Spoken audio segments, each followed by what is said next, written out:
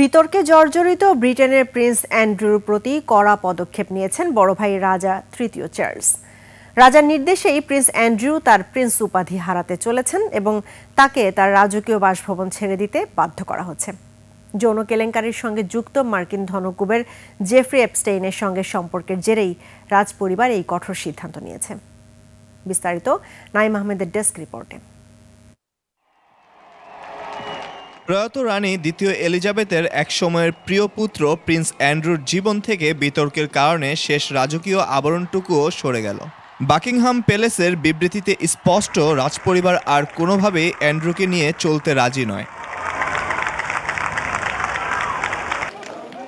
রাজা চার্লস আনুষ্ঠানিকভাবে অ্যান্ড্রুর প্রিন্স উপাধি এবং এর সাথে থাকা হিজ রয়্যাল হাইনেস মর্যাদা প্রত্যাহারের প্রক্রিয়া শুরু করেছেন। এখন থেকে তার পরিচয় হবে কেবল অ্যান্ড্রু মাউন্টব্যাটেন উইন্ডসর হিসেবে। এই মাসের শুরুতেই চাপের মুখে তিনি নিজেই ডিউক অফ ইয়র্ক সহ অন্যান্য রাজকীয় খেতাব ব্যবহার করা বন্ধ করার ঘোষণা দিয়েছিলেন। এই চরম পদক্ষেপের মূলে রয়েছে মার্কিন যৌন অপরাধী জেফ্রি এপস্টেইনের সঙ্গে প্রিন্স অ্যান্ড্রুর ঘনিষ্ঠতা এবং ভার্জিনিয়া জিউফ্রের আনা যৌন নির্যাতনের অভিযোগ।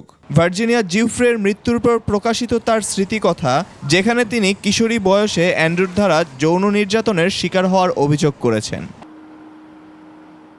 দীর্ঘ 22 বছর ধরে উইন্ডসর ক্যাসেল প্রাঙ্গণে অবস্থিত 30